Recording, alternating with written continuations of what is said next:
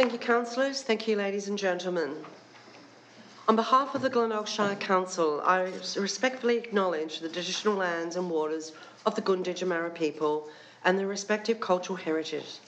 I acknowledge the elders past and present here at today's gathering and through them to all Aboriginal people.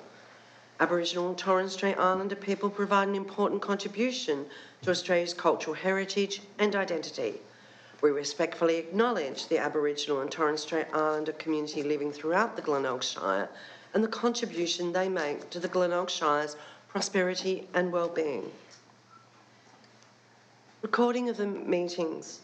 To those present in the gallery today, by attending the public meeting of the Council, you are consenting to your image, voice and comments being recorded and published. Council meetings may be live streamed and the Chief Executive Officer will enable a copy of the recording to the public.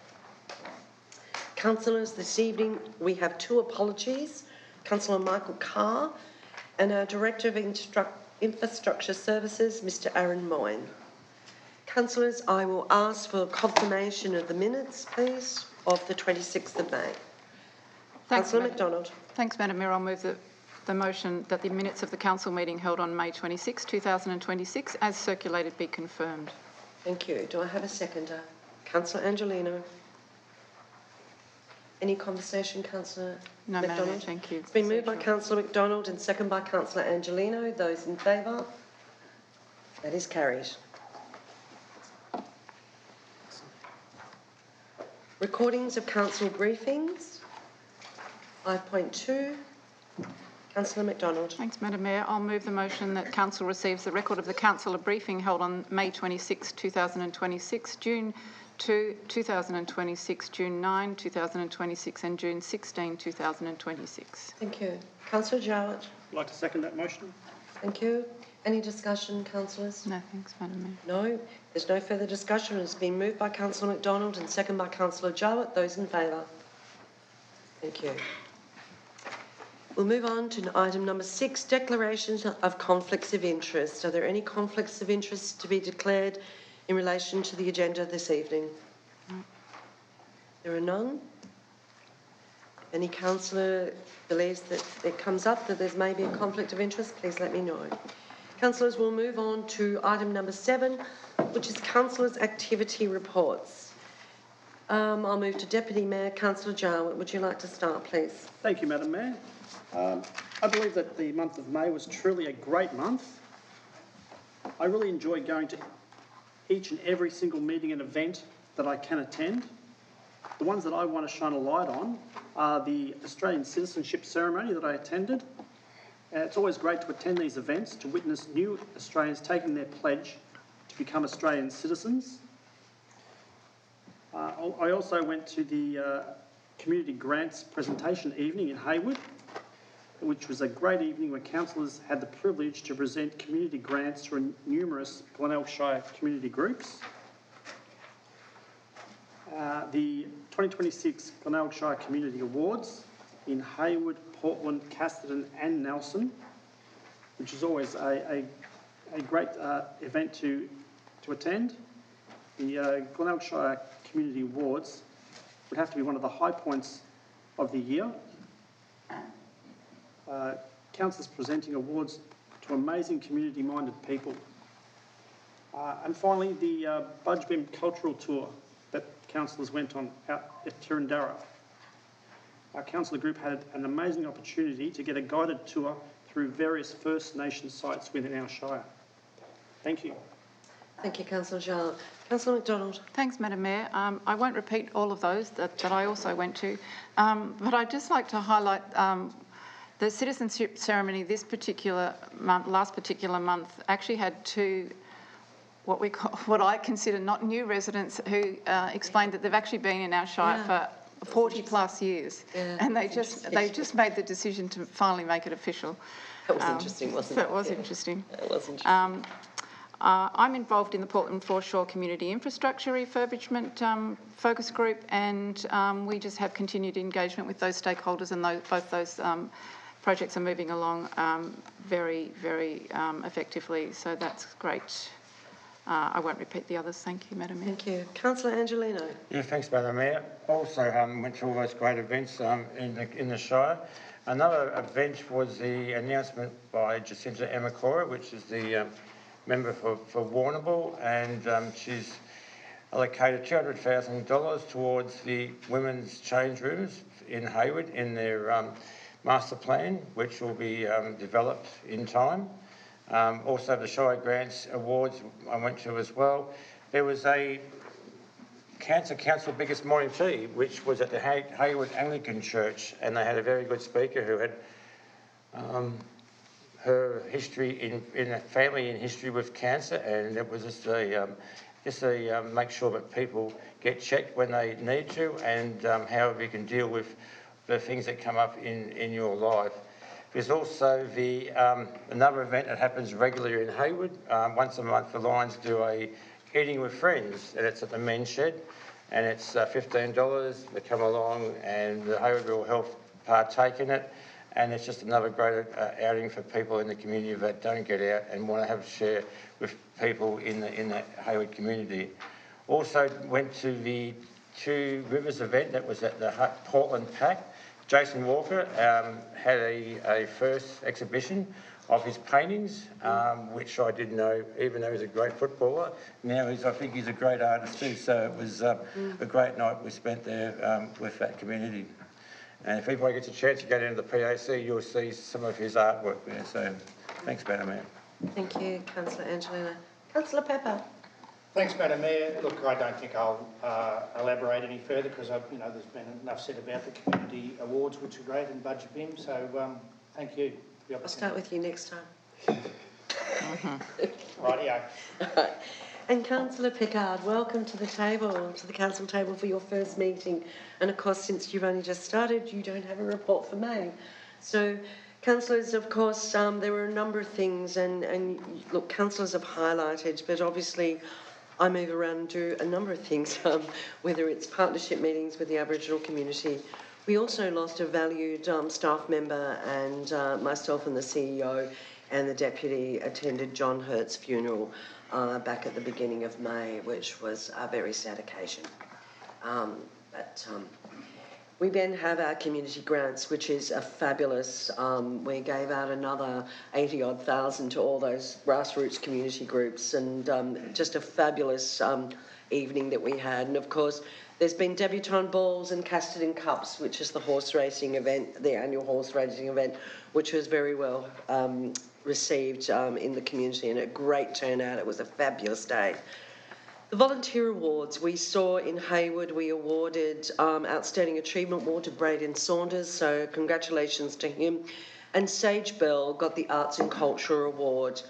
And then we went on to Portland, and of course, the highlight there was Bruce Elijah being claimed Citizen of the Year for 2026, and Helena Lucas, the Senior Citizen of the Year, and Jalen Tomlin, the Youth Citizen of the Year.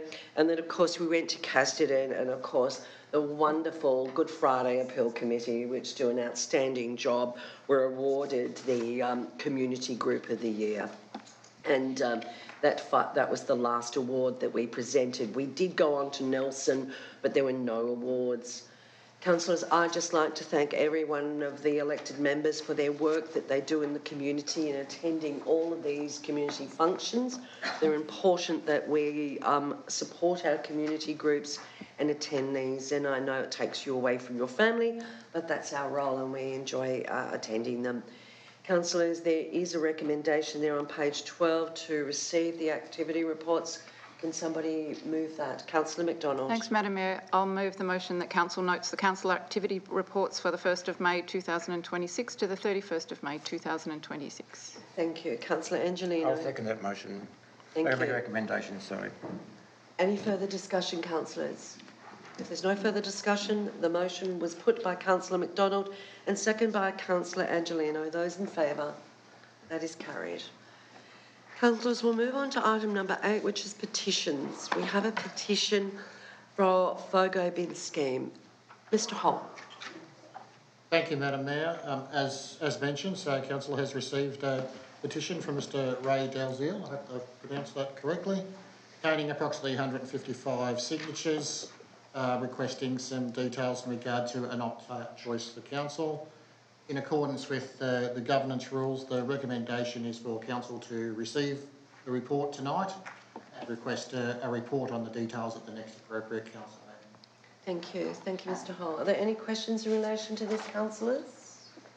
If not, there is a recommendation there on page 14.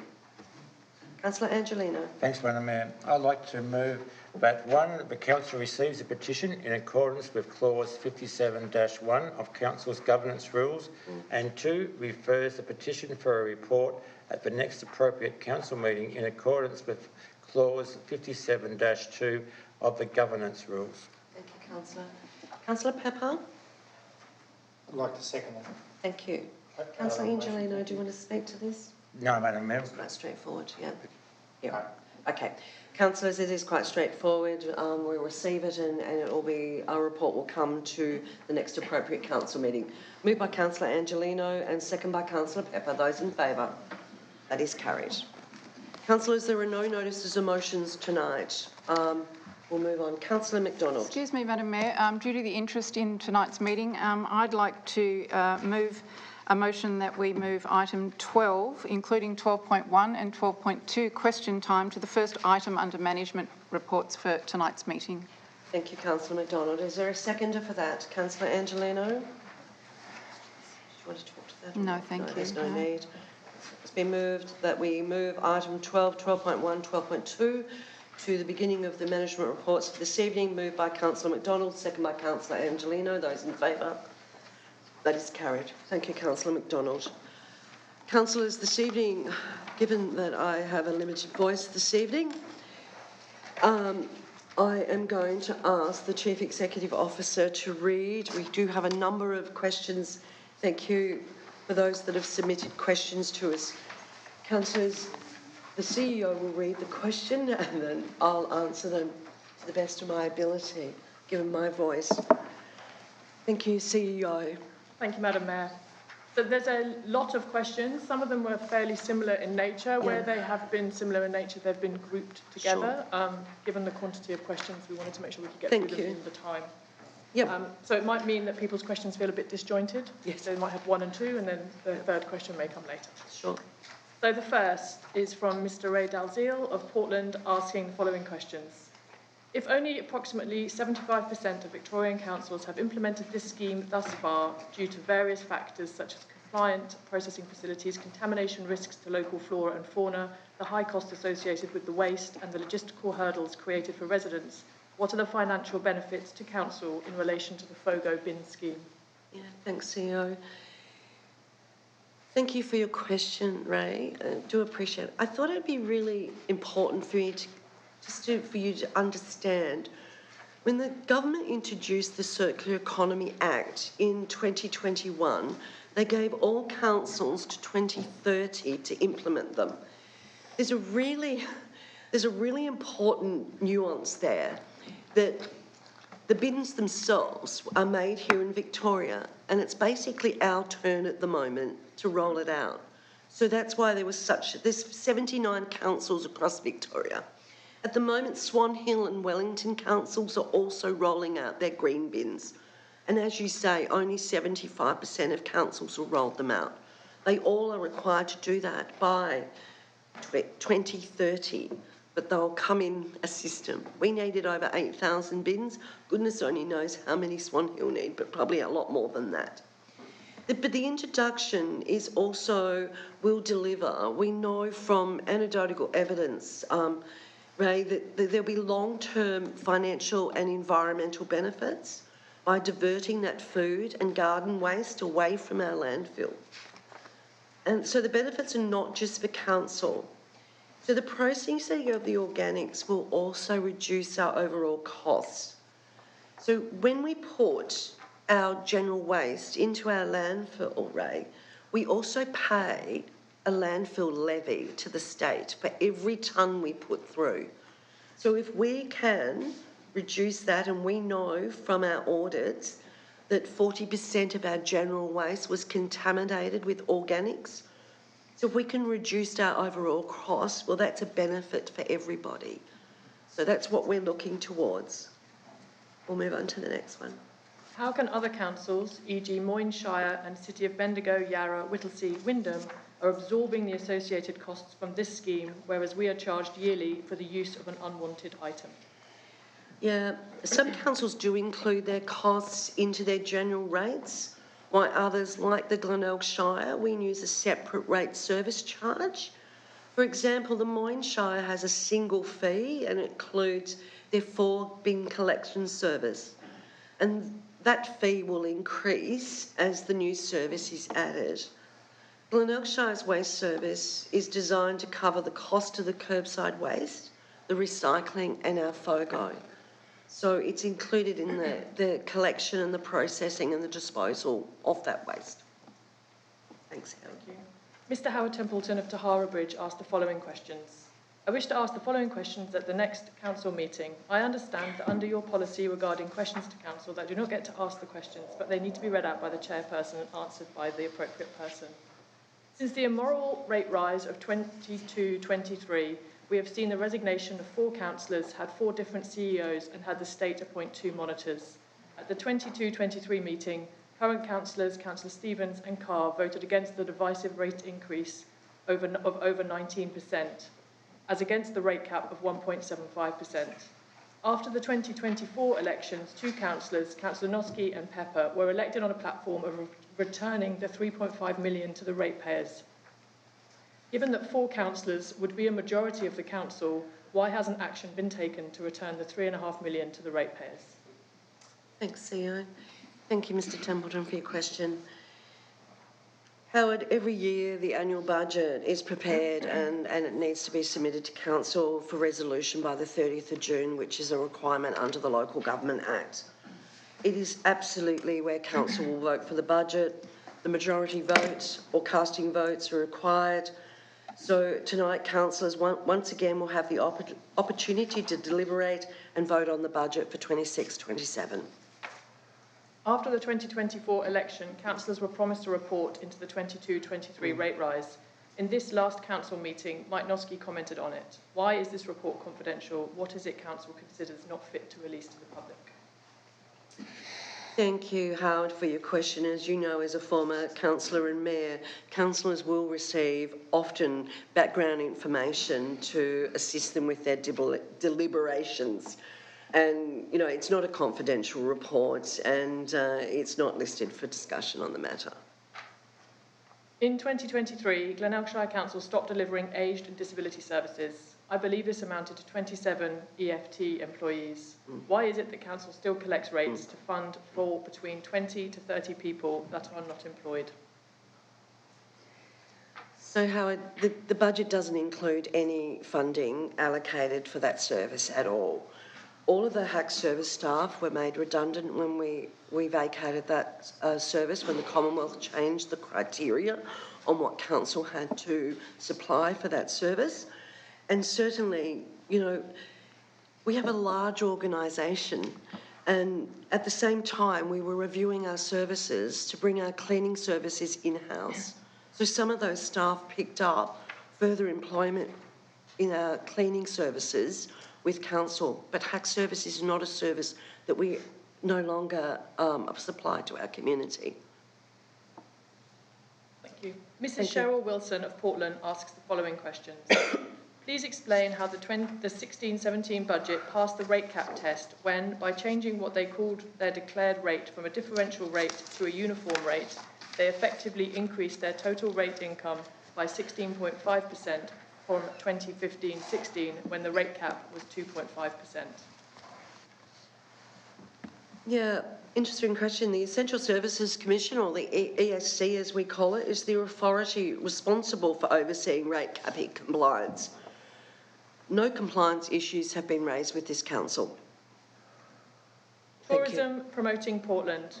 In late 2025, the Glenelg Shire Council decided that promoting Portland through the Great Ocean Road campaigns, that it could be done cheaper by doing it yourselves. Please explain where this money has gone. I believe it was approximately $80,000 to $100,000 for advertising. Thanks, CEO. I thank Mrs. Wilson for her question. Following Council's decision to remove itself from the Great Ocean Road Tourism Marketing, or GORT, in last year's budget, 2025-26, the budget allocation of $80,000 was redistributed from what would have been our subscription fees. And we used this to rebrand and to advertise and promote the Shire. I'd just like to go through, councillors, I know that you're not aware of this, but I'll just give you some of the latest data that we have that's just come through for the visitation. And I think that it's really, really important that we look at our domestic visitation is increased by 17%. Our international visitation is increased by 6.72%. So the total estimated spend has increased by 6%, which exceeds the CPI of 3.8%. The average length of stay, though, has declined to 3.81 nights, which, you know, that's fine. You know, we need to understand that what's happening there. The interesting thing for me was the growth in our primary regional Victorian markets. So Geelong is really strong, Southern Grampians, Melbourne City, Wyndham and Horsham. And also, as we know, South Australia has some of our strongest visitor market comes through from South Australia, as we are the Western Gateway to Victoria. Interstate visitation is notable, and Sydney inner city has increased by over 200%. And I think I'll just reflect on you. I was out at the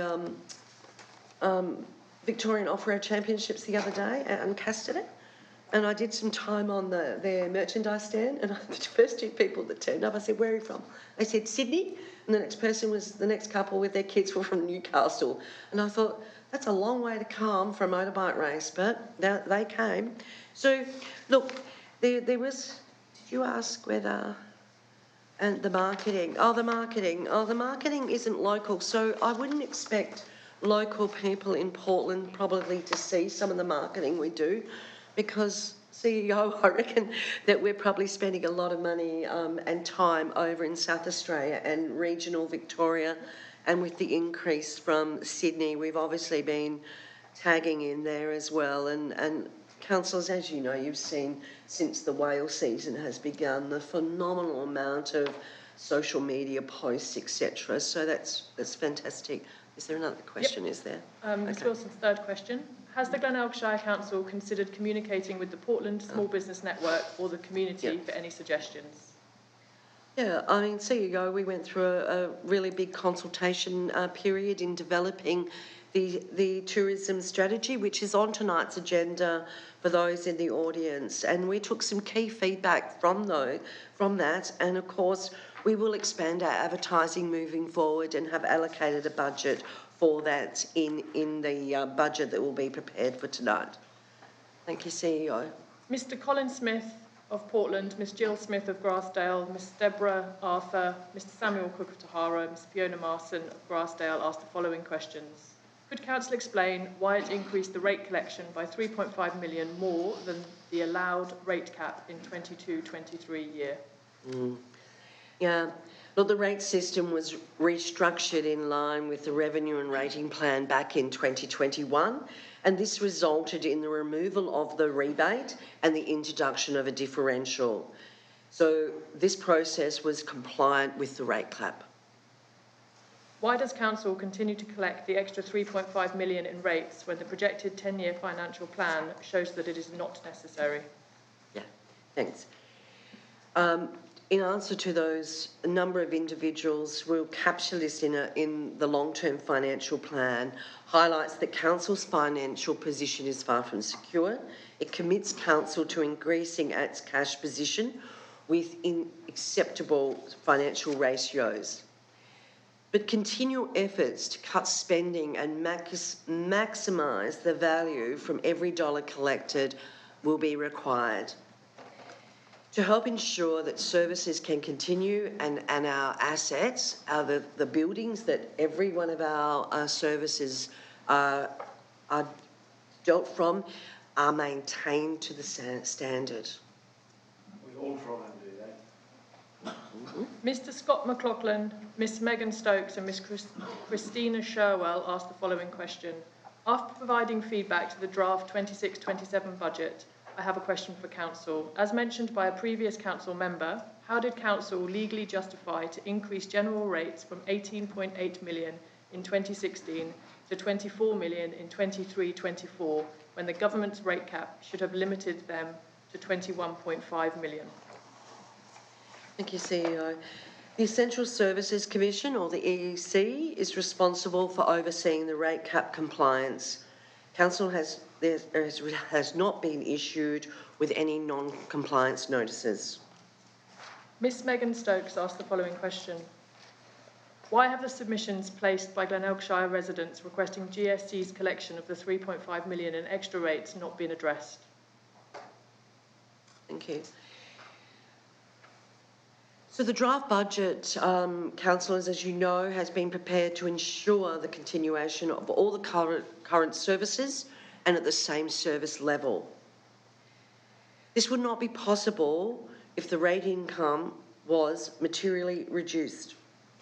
All feedback that was not abusive has been considered as part of councillors' deliberations to arrive at the adopted budget position that we have before us this evening. Miss Christina Sherwell asked the following question. Question 2, FOGO bins. Explain why Council stated to every lucky ratepayer that got one, saying it cost $284 per quarter, and it was stated by a councillor that the price was wrong, it's only $282.80. Is that not a profit to the Council every quarter, and we the ratepayers have not been told about this? I can guarantee all ratepayers that in 2026-27, the waste fee for FOGO will be $113 for the full year service. Mr Kevin Stark of Lake Mundy asked the following questions. Why won't the Council release the report into 22-23 3.5 million rate increase for the farm community? Thank you, Mr Stark, for your question. Kevin, councillors, as I've said before to Howard, councillors are often provided background information to assist with their deliberations. There has not been a confidential report listed for council's decision on this matter. Where does the Glenelg Shire rank in shires across Victoria for the level of farm rates collected? Yeah, that's a really tricky one. Look, thank you, Kevin, for your question. Primary production land includes timber plantation, so very hard for us to strip it out. But what I can say to you is, so we're required under the Act to put them together. The Valuer General makes us put all primary production land together. So to give you an answer to quantify that, I can't, but I can tell you that we collected 9.91 million in 25-26 for primary production land, and there's an increase of 261,000 this year, which will take it up to 10.271 million in 26-27. I think the question was about ranking, wasn't it? You are? Yeah, so I think it's really that we haven't undertaken that piece of analysis. Excuse me, would you be able to turn the volume up a little bit? It's rather difficult to follow what's being said. I'll do my best, Mr. Headlam. Thank you. Keep going. If we are one of the highest rates collected for farmers, why is this so, and do all councillors feel it's fair and equitable? Well, I suppose it depends on the previous answer too, and I think that, you know, we probably need to spend time to strip that answer out from in the primary production category, Mr. Stark, and you know, we're certainly not. Glenelg Shire is considered a large rural shire within the scope of the 79 councils across Victoria, and we're on par with a number of those. And there's a, you know, we'll try and strip some variables, but you've got to compare apples with apples as well, Mr. Stark. You know, some of them have municipal charges, some of them are different. Anyway, we'll see. We can do some analysis on it. We'll try and do some analysis if we can try and strip primary plantation timber out of it. Thanks. Mr Mike Notsky of Narrawong asked the following questions. Council's 15-16 budget states council operated a differential rating structure, meaning rate revenue collected after applying the PPL discount was council's total rate income. Thank you, CEO. That is incorrect. Council's total rate income was nearly 26 million. After the rebate was applied, it was 23 million. In 2015-2016, the total rates and general rates were used interchangeably, which we understand can be very confusing. In the 2016-17 budget, although calculating a differential rate, Council stated it was declaring a uniform rate, meaning revenue generated before applying the PPL discount was Council's rate revenue, an increase of 16% on 15-16 when the rate cap was 2.5. No. Later in the document, it intimated that Council changed to a uniform rating structure in 15-16, fixing the problem. Did Council ever inform the ESC that Council operated a uniform rate structure in 15-16? Thanks, CEO. There's absolutely no rationale for Council to review data from 10 years ago. But I would like to just spend perhaps a moment trying to explain the difference between a uniform rate and a differential rate. And this is important because some ratepayers appear to be interpreting those terms as meaning that Council collects a different rate, a different total amount of rates, and that's not the case. The terminology relates to how rates are collected, not the total amount collected. Can we just use a simple form of collecting $100? So with a uniform rate, that $100 might be collected equally with $10 from each 10 ratepayers. With a differential rate, the same $100 is still collected, but it may be collected differently across different property classes. For example, $30 may be collected from the farmers, and then $70 is collected from industry because different rates have been applied. Now, it might appear to you that the industry is paying more so that farmers can pay less. However, the overall amount collected remains the same.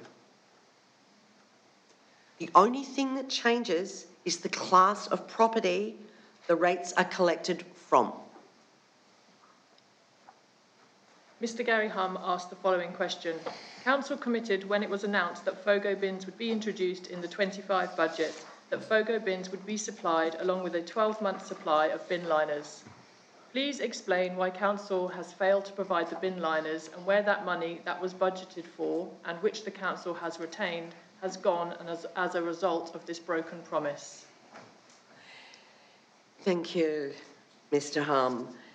When the FOGO was introduced, we didn't include a liner for the caddy. And it was simply because liners are no longer accepted by the company that receives and processes the FOGO material. There's a good reason for that, because people are using their shopping bags and the wrong types of plastics to line their little kitchen caddies. And then they end up in the FOGO and then it's contaminated. So when it was first discussed, it was anticipated that we'd have liners, but by the time we got round to finally rolling out the system, it was no longer, so it wasn't included in your cost when we billed you for your FOGO bins. The draft budget made available to the community for comment does not show the expenditures item in itemised detail. In the interest of transparency and accountability, can you point me to the item that identifies the full costs passed on to ratepayers for the executive privileges of using cars and fuel cards that specifically apply to covering costs of around 4,000 kilometres per week for the purpose of travelling to and from work for those executives who choose to live outside the Shire. Please read out that amount as shown in the budget document. Thank you, Mr Humm, for your question. By virtue of the contracts with council, some staff are provided with private use vehicles. This forms part of their remuneration package and it's a matter for the CEO. The cost of staff, including their benefits and superannuation, is included in the staff salary costs. Vehicle costs are included in materials and services. This year, those salary costs have been reduced by 2.5% and are budgeted for at 95%. In 2022, former CEO Paul Phelan confirmed that EFT loads within each department were indexed to executive salary, hence the lack of incentive to trim employee numbers. Again, we are looking at a generously increased EFT figure for the forthcoming year. I seek clarity regarding the current EFT aligns with the 2025 budget numbers and therefore will ratepayers receive a rebate for the shortfall between actual compared to budgeted employee EFT numbers, or will council at least explain in detail to ratepayers what has happened to that money if no rebate is to be paid? So the 26-27 council is showing a slight reduction in its EFT numbers. And it's actually incorrect to suggest that the EFT numbers are linked to executive pay. Council's budget for EFTs are purely based on the staff required to maintain our service levels. Miss Fiona Marston of Grassdale asked the following questions.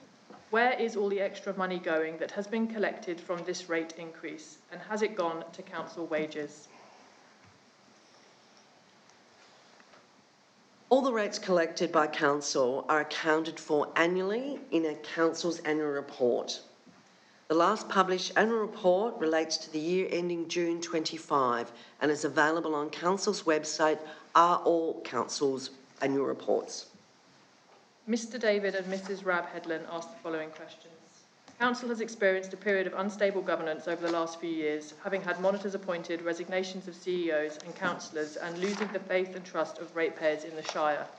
Under the state government's rate cap, we saw council impose a 0% rate decrease, which gave ratepayers the impression that the finances of council were well under control, but not so.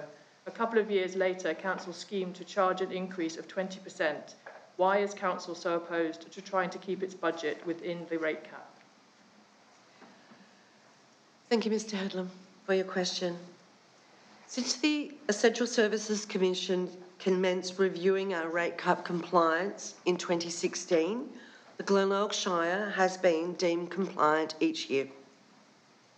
Given the community involvement in the dubious and underhanded rate increase and the public knowledge for 18 months or more of the intention to get the CEO to do a report into the 20% rate increase, why is this report being kept confidential? With the Shire espousing the values of integrity, inclusiveness, transparency and accountability, the cover-up seems to put another cloud of secrecy and distrust over the 20% issue. Thank you, Mr Headlam. As I said before, and I've answered previously, in the normal course of council business, councillors will be provided information to help them support them make decisions. That information is not necessarily made to the public. And there's been no work shared with council about a 20% increase in rates.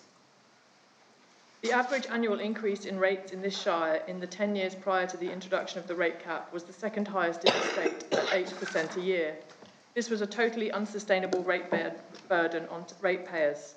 To then make a 20% increase in rates taken from ratepayers during the rate cap period shows a total disregard for the ratepayer. As ex-councillor Mike Noski pointed out at the April council meeting, the average household rates in this Shire are the highest compared to like Shires and the average household income the lowest. Does council believe this is sustainable? So any assertion, Mr Headland, that the rates in Glenelg are the highest compared to other Shires is totally incorrect.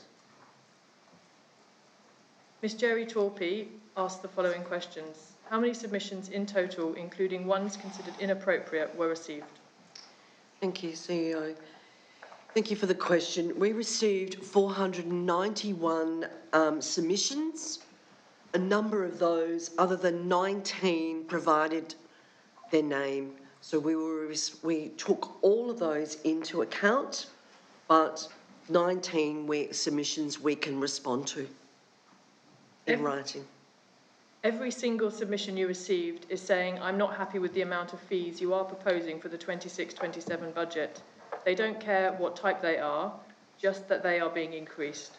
So how can you say there was very little commentary about the type or amount of fees that are proposed for the 26-27 budget? Okay. So the fees and charges schedule is actually unrelated to council's rates. And we did seek feedback on our fees and charges schedule, but we received no feedback on the actual schedule for fees and charges. I note you have included links to the financial hardship and payment plan in the agenda. Do you consider this information may not be needed if council didn't unnecessarily collect the extra fees? Financial hardship assistance and a policy around that is something that every council across Victoria has, and it's a service that we've provided for many years. And look, certainly councillors, we encourage anybody that is experiencing financial hardship to please reach out.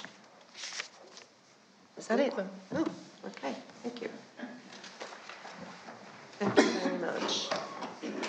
Councillors, will move on to the next agenda item, which I believe will be Councillor and Chief Executive Officer's Leave of Absence Register.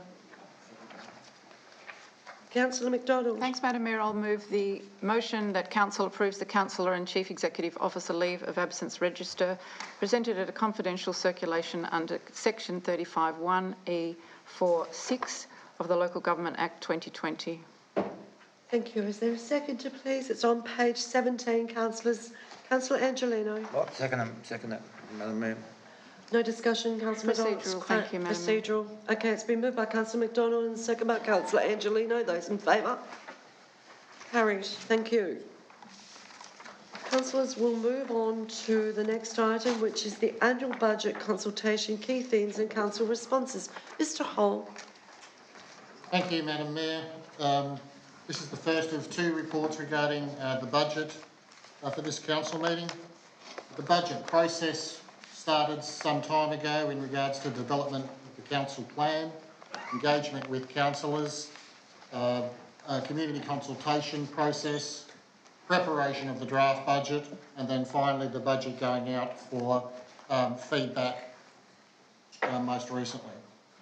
As you've mentioned, Madam Mayor, there's been some responses to the feedback provided. This report provides some overview of what those responses were. Cost of living was certainly one of the focus that was there, along with rating history and FAGO, as per some of the questions we've had tonight. The information, Madam Mayor, has been provided for councillors to assist in determining the budget coming up later in the evening. Thank you, Mr Hall. Are there any questions of Mr Hall in relation to this item?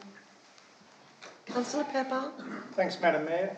I was just wondering, Madam Mayor, just for transparency reasons, as to why the figure of, well, you've said the figure 491, but over 500 responses isn't written here, and why couldn't there be some attachments of the responses here as well? Councillor Pepper, the submissions were all made available to councillors to put through at the last briefing session. They were made available. We redacted all the abuse and the aggressive tone that was within those. And as I said, in total there were 491. There were 19 that provided their name and address or email, so we can respond to 19 of those actual submissions that asked a question. And after tonight's budget, and depending on how that goes, we will then respond to those 19. We can't respond to all the anonymous submissions that were made. And they were cut and paste. So, look. Councillor Pepper. Thanks, Madam Mayor. Well, Yep. I don't agree with the inappropriate abuse responses, right? But even with the anonymous responses, wouldn't there be an email attached to them, or that you could actually respond back to them? They've come in as anonymous submission. They've come in as anonymous submissions, Councillor Pepper. There's no emails attached to them. So, as I said, there's 19 that have provided their details. Yep. And that's what we're able to respond to.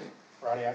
We will have communications as we normally would after the adoption of the budget. So anybody that's perhaps made a submission will be able to pick that up. So, but that, I can't change that, Councillor Pepper. I can't change it. It is what it is. Any further questions, Councillor Pepper? No. That's fine. Thank you. Are there any further questions? On the budget? Sorry? Okay.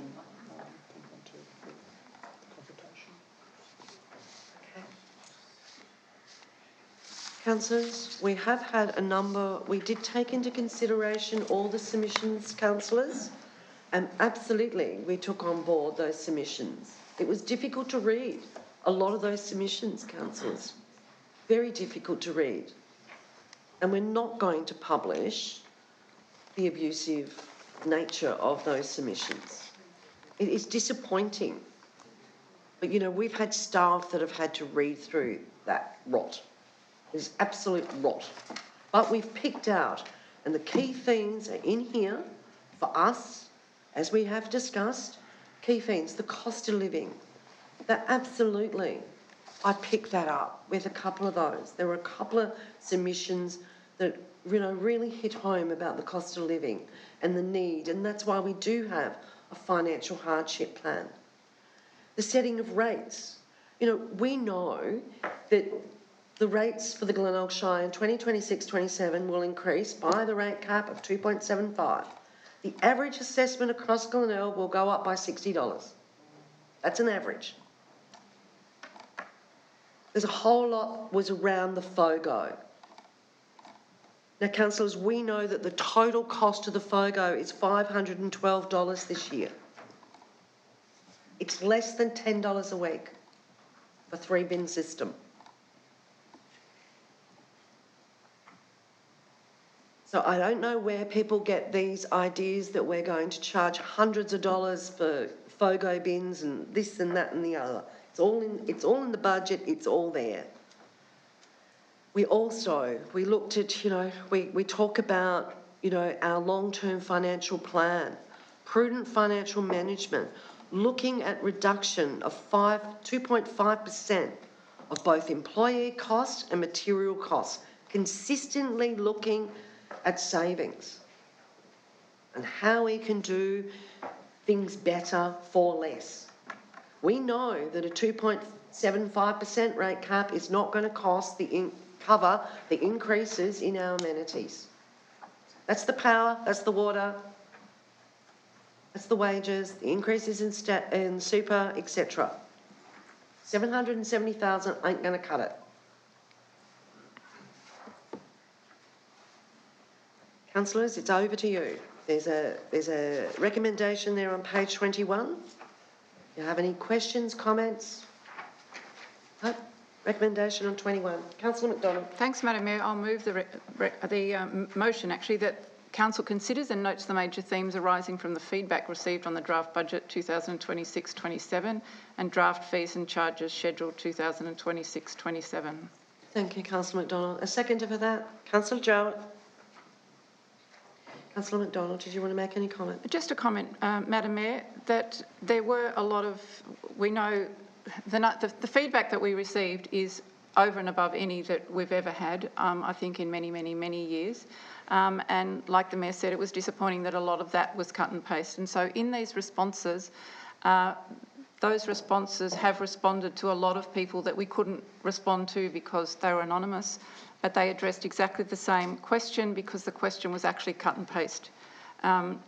So while that's disappointing in itself because we were looking for genuine questions to try and help the community understand their, what they're asking, many people were still just responding to a question that someone else had asked, and we couldn't see the definition between what they were asking and where their confusion was coming from. So it has been a very difficult time with this feedback. I'd also like to just make one comment, and it's probably more relevant in another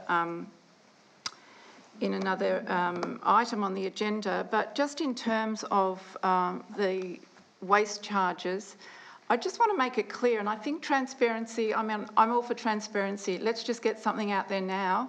A lot of councils, because they're entitled to, include picking up the waste from all of our street bins and our public bins in the waste costs that they pass on to their residents. We do not do that. A lot of other councils have a municipal rate charge to their residents. We do not. And we choose not to because we want to keep the cost for our residents as low as possible. A waste charge is only cost recovery. We make nothing out of that. If we make nothing out of it, it goes straight back to reducing the cost for the residents for a future waste bill. Correct me if I'm wrong, Madam Mayor. You're right, you're absolutely right. So we don't charge extra, we just charge for domestic Happy to collection. share transparent comparisons like that if we're talking about comparisons with other councils. Yeah, sure, thank you. Councillor Chow, you're a seconder. Did you want to speak to that? Thank you, Madam Mayor. The number of responses this council received this year was larger than we've received in many years. I took the time to read each and every single one of those nearly 500 responses. Yep. Even though a large number of them seemed exactly the same. It was almost like they had been copied and pasted. So I'm not sure if what we can garner from that, because they're not truly articulating what it is that they wanted outside of the copied and paste part of it. I've been attending these council meetings for the last 4 years, being here every single month, 2.5 years as a member of the gallery and 18 months over here as a councillor. There were quite a few of these responses that referred back to the things that happened back in 22 as an issue, which is strange because, as I said, I've been here for 4 years. Almost no one mentioned it in 2023, no one mentioned it in 2024 or 2025. Yeah. But this year they do. It's almost like someone's been rolling people up and bringing back up the past, even though for 3 years it's crickets. Hasn't gone away for us. Okay, any other councillor wishing to make comment? Councillor Pepper.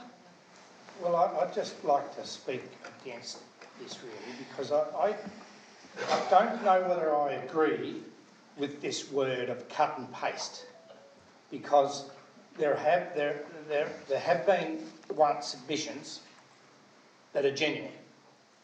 And so I'm not going to be putting them all into a cut and paste category. And look, as far as it hasn't come up other years, if you can recall, we had our hands tied a little bit last year because we were waiting for the CEO to finish with the report before we actually had discussed it. Councillor at the time, Noski, and myself had been mentioning it in briefing things, in briefing rooms, but we were waiting for everything to come out. So now that it has, and now that it's become an issue, you know, I think that's why it's much more at the forefront just in this budget, this financial year. So, in concluding, I do disagree with my fellow councillors a little bit in the statements that are being made, but that's okay. That's my opinion. Councillor Pepper, I can assure you that the 19 submissions that we have names for and contact details for will receive a response on their inquiries and a response on their questions in relation to the budget. The anonymous ones that we have no contact details for, we cannot respond to them. So they will not receive a response, as we would normally do. That's what I'm trying to say. There's 19 that we can respond to. It's not that we don't want to, it's just that we don't have any details to respond to them. Councillor Angelino, did you have a comment to make? Yeah, thanks, Madam Mayor. I also read the 491 or 500 submissions, and the feedback about the budget was really hard to read sometimes. I don't know if we're not going to let people, but it was very nasty, and we don't want that nastiness in our council. I don't think that's not going to help anybody. You start calling people names or whatever, I think we have to take a stand, and that's what we have done. There's a clear lot of people out there that are doing it tough. I live in Hayward, and sometimes those struggling are the most quiet for a variety of reasons. So please reach out. I know there's an increase of rates and it will be hard for some to take it to 2.75, but for the average ratepayer, that's only $1 a week. So the change has been kept low. But I think that we've got this budget balanced, and we're taking a decrease in actually our buildings and other parts of our budget, so we're making it fireproof for the future. So I think that's what I want to say. Thanks, Councillor Angelino. Any further comments, councillors? If not, it's the motion was put by Councillor McDonald and second by Councillor Jarlett. Those in favour? Yes, carried. Carried. Those against? Councillor Pepper. Thank you, councillors. It is carried. Councillors, we'll move on to the adoption of the budget, the fees and charges, and the declaration of the rates and service charge. Mr. Hall. Thank you, Madam Mayor. Further to that report on the submissions, the draft budget is prepared for councillor consideration tonight in accordance with the requirements of the Local Government Act. As identified, there's the budget has been developed, taking into account feedback, requesting investment in council assets. There's also competing requirements to reduce rates that we've previously talked about tonight. But the budget has also been developed in line with the long-term financial plan, which identifies a financial strategy of council to maintain existing assets, minimal investment in new assets, and maintaining or developing a stronger financial ratio for its working capital. I'll present the budget, the declaration of rates and the fees and charges to Council, Madam Mayor. Thank you, Mr. Hall. Are there any questions for Mr. Hall, councillors? Councillor Pickard. Yes, sorry, I don't have much voice either. On page 26 of the budget, there's a discussion about the surplus and deficit for this year and the next year, and it's related to a receiving of grants from the state government. I was just wondering if you could explain that, because it seems a bit counterintuitive that we were going fine until we got extra money and now we're going to be in deficit in the next year. Mr. Hall. Thank you, Councillor Pickard. Yes, so Glenelg Shire is fortunate that we receive money from the federal government. We call Victorian Grants Commission, comes from the state. Under accounting standards, we need to include that money in the year that we receive it. The grants is the second biggest income stream for council next to rates. In total, it accounts for some $12 million worth of income. What sometimes happens, it seems to be more frequently than not, but not every time, these grants are actually received the week before the end of the financial year. So whereas we were looking at having a slight surplus in the 26-27 budget, the VGC are going to pay 80% of their grants, or actually have already paid it this week, which means that we've received approximately $9.6 million this year that was forecast for next year. What that means is next year's looking poor because we're not going to receive that money. However, our end of 30th of June position this year will be some $9.6 million more than was forecast. Mr Hall, perhaps, is that we juggle with this every year with the FAGs, with the financial assistance grants. So is that the total amount we will receive, or? This year we will receive just over $12 million in grants. Yes. Some of it's general purpose, some of it is roads. Yes. Not tied to any other particular avenue.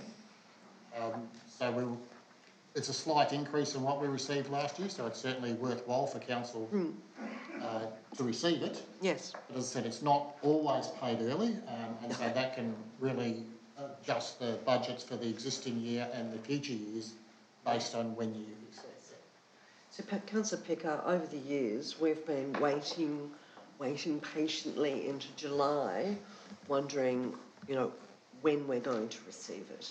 So sometimes we get it before the end of financial year, sometimes we're waiting, but we have no control over when we receive that money, but we receive it anyway, gratefully, as part of our overall budget. But it does mess up our figures at the end of the financial year, but it all comes in swings and roundabouts. Next year we might get it at the end of July, beginning of August, and we'll sweat on having money available. Did you have a further question, Councillor Picker? Yes, I did. On page 38, there's at the top of page 38 under 4.1.1a, Councillor Picker. there's a mention of primary production rebate, which was available in 2025-26 and not in the budget for 26-27. So given the discussion we've been having about yes. rates, I thought it might be useful if we could clarify that. Thank you. Mr Hall. Thank you, Madam Mayor. Councillor Pickard. So yes, we'll see that in the 25-26 year, the state government released some drought assistance package, which was passed on directly 100% to primary producers of some $3.9 million. Yep. We have not heard anything or seen any suggestion that is other than a once-off for that period. That was a once-off last year. Yeah. That was part of the drought assistance. Yeah, that's fine. No, that's fine. Councillors, any further questions? Councillor Pepper? Thanks, Madam Mayor. Look, I've just got one on FOGO for a start. Okay. With the FOGO, there was an $84 bill sent out as a separate bill to people that were on it, and then anybody that pays by instalments, yes, their rates by instalments, they got an $84 bill on their instalment that wasn't itemised. Now, I believe that some people have now turned around and paid it twice. So my question is, are council aware of the ones that have paid twice, and then if so, are they getting a reimbursed or what? Thank you. Mr Hall, can you answer that for us, please? Thank you, Madam Mayor. Councillor, yes, so we are aware that there was some confusion with those that had paid the FOGO payment as well as the fourth and final instalment. For those ones that did pay it twice, their rates will be showing the sum of $84 credit, which will be coming off the rates when they're issued, the rates notices are issued in August. If that causes any, again, financial hardship for any council, for any individual, please we'll encourage them to contact council and we can work about refunding that $84. Does that answer your question, Councillor? Yes, Pepper? yeah. Yep. Anything further, Councillor Yes, Pepper? yes. Certainly. Madam Mayor, to do with the rates now, Madam Mayor, council seems to have started with the differential and then they've gone to a uniform and then now it's gone back to a differential. So my question is, why do we keep changing how our rating? Mr Hall, can you help me with that one? Yes, I would suggest that we, in recent years, there certainly hasn't been a change. It's been a differential for some time. Yeah. Granted, there is some confusion about what is a uniform and what is a differential rate. And I think it was exacerbated by the process of having a rebate scheme some years ago, which is still the subject matter that we're talking about today. But we have now in place a true differential, which is something that councillors consider in the budget deliberations. Be aware, councillor, that part of those deliberations looked at reviewing what the differentials were, whether they should change or not. And in the draft budget that's presented tonight, there are no changes to differential proposed at this time. Councillor Pepper, do you have another question? Yeah. You're looking confused. Right. Keep going, keep going. Rightio, look, Ask the question. On page 25 of the budget, Yep. Madam Mayor, it's written in there that for $100,000 for interest. Yeah. Now, Financial income, yes, interest. Yeah. yes. Okay. I would have thought that would be fairly low. I just perhaps anticipated that it could have been a bit more than that, considering the millions of dollars that's involved in it. Sure. Okay. Mr. Hole, do you want to have a go at that?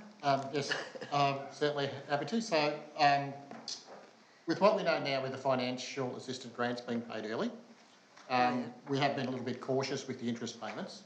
It is also going to be related to how our cash flow progresses and particularly with the capital works program and where that actually goes. So we've got our cash flow planned on what we know and where our major expenditure will be.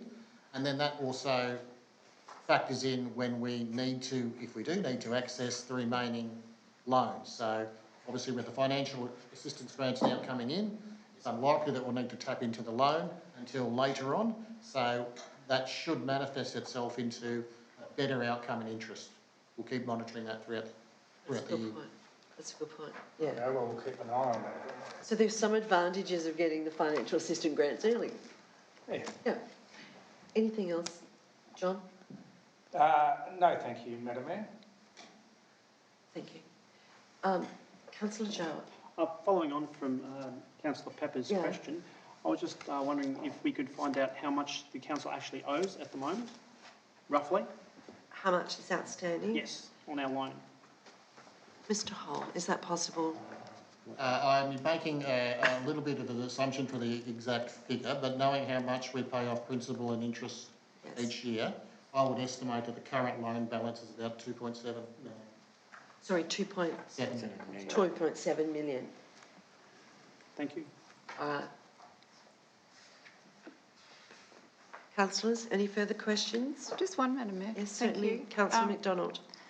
Just following on from what I mentioned before about the costs that we aren't passing on to the residents in regard to waste collection.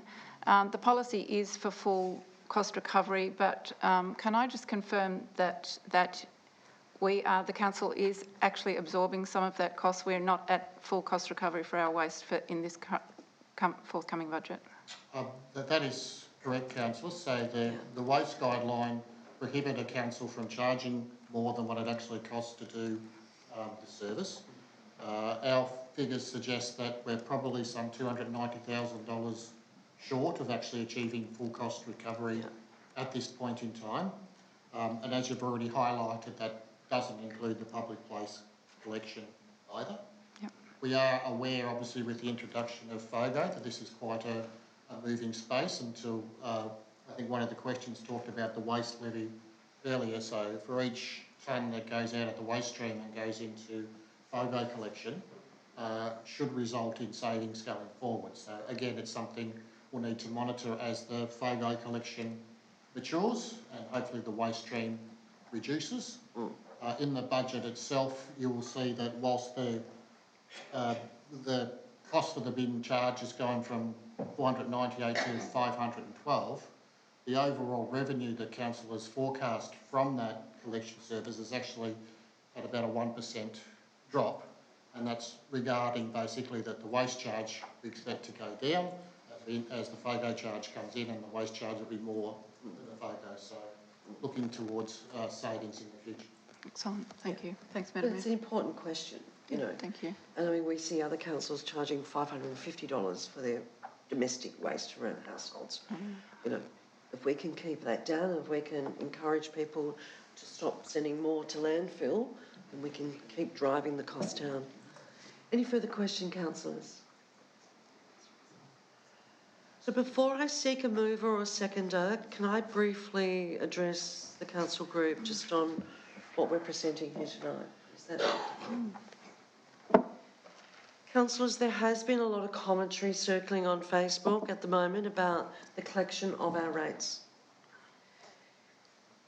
Both councillors and officers have worked extremely hard throughout the last year developing this draft budget.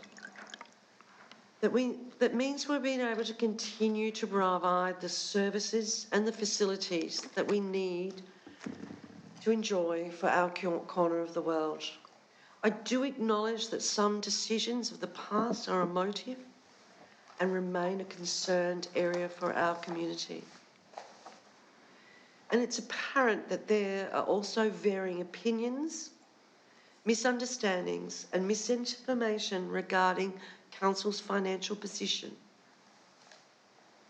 But every year by the 30th of June, councillors must consider the budget and vote on its adoption. This process includes a balance between the amount of rate income and the expenses associated with providing council services and those facilities that we use. Every year, councillors, we receive feedback requesting that the rates be reduced, but also request to increase and improve our services and our facilities. And this year is no exception. Councillors, this council does not intend to continue to revisit the past. It is focused on what is required for us to move forward as a community as a whole. This council doesn't have the ability to reduce our rate income. However, which will result in reduced services and potentially, in some cases, closures of facilities. And as we know, in a rate-capped environment, reducing rates will also have a compounding impact on future generations. Council's cash position is not at a level where a reduction in rates can be absorbed with no impact. In fact, our long-term financial plan highlighted Council's precarious cash position. Council also considered how Glenelg's rate sits among similar large rural councils. And we know that the average rate is comparable within our group. It's not the highest, but we also know it's not the lowest of all councils in the large rural councils. But with the adoption of the budget scheduled here tonight, the decision again for councillors is the same difficult challenge it faces every year. To try and balance the conflicting views of our community, council feedback on the council plan that highlighted the need to spend on the renewal and maintaining our facilities, whereas recent feedback is saying they want a reduction in the rates. We know that both cannot be achieved. Councillors, we made a decision to prepare this budget with the view of maintaining the services and the facilities for our community at their current levels, whilst limiting rates to be increased at the rate cap of 2.75%.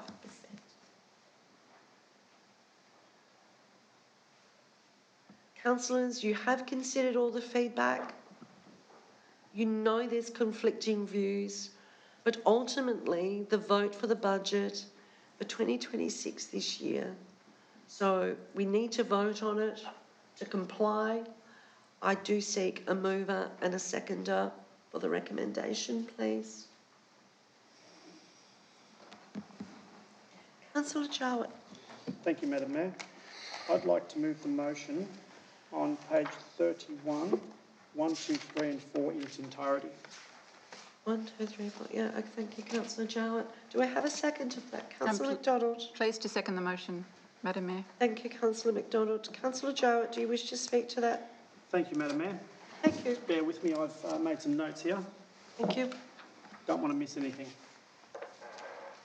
Then there are many areas that can be highlighted, but for me this budget demonstrates responsible management of our council assets by supporting continued investment in capital works and planning for a pipeline of projects in future years as funding opportunities arises.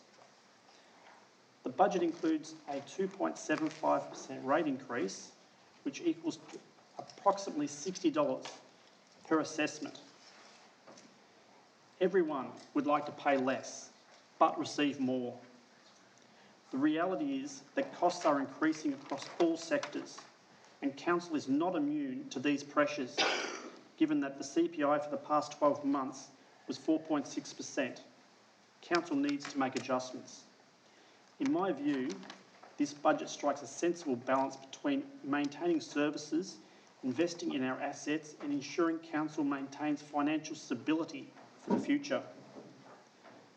As part of our 10-year financial plan, we have identified up to $10 million in borrowing capacity. This provides council with the ability to contribute funding towards major projects, should it be successful in securing grants or other funding opportunities. By taking this approach, we can deliver important infrastructure and community facilities that will benefit our region for generations to come. This budget includes $300,000 to support careful planning and shovel-ready projects that will put us in the best possible position to secure external funding. This budget has worked hard to limit the impact of external pressures such as rising construction costs, fuel charges, insurances, and the cost of employing people. Council's 26-27 capital works program of $16 million reflects a targeted investment in capital investments and renewal, with a focus on community-informed projects, renewing important assets and planning for the future. This includes the delivery of an advancement of $8.5 million for the 26-27 renewal program, including $5.6 million for local roads,